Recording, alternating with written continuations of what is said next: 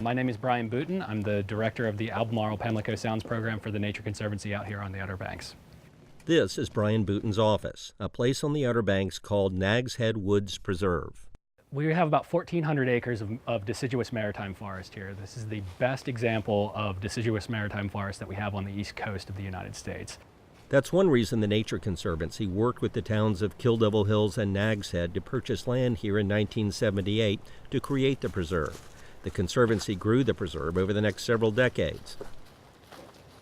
This area is also a historical, important place for the Outer Banks. There used to be a community back here, and we worked with that community to really preserve the integrity, both culturally and the natural heritage of this place.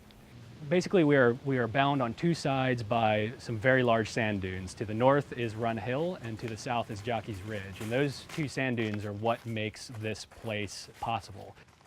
The two big dunes help protect these woods from the beating they might otherwise take from hurricanes and nor'easters. Smaller dunes in between are the forest foundation.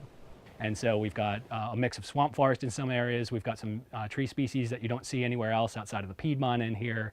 The woods are home to 500 species of plants, 50 species of birds, 28 species of reptiles, 15 species of amphibians, and a few warm-blooded creatures like bobcat and deer.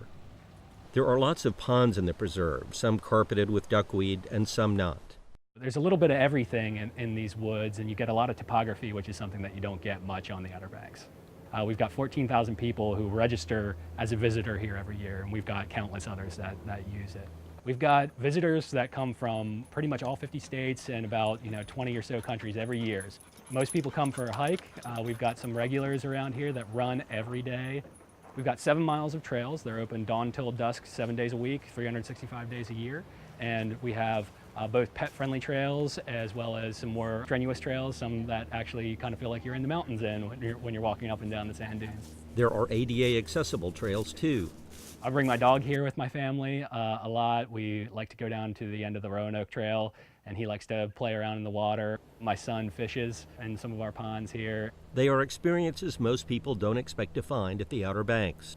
Everybody comes here for the beach, and this is one of those hidden gems that shouldn't be so hidden. Booten says people who find this gem are often surprised. It's almost a daily occurrence for visitors who come into the preserve. They say, "Oh wow, I never knew." Well, now they do, and Booten wants them to enjoy Nags Head Woods Preserve as much as he and his family do. I just want people to be able to come and enjoy this place and get a little sense of serenity out here in the hustle and bustle of all that goes on the Outer Banks. So I want them to see that this is what the Outer Banks used to feel like.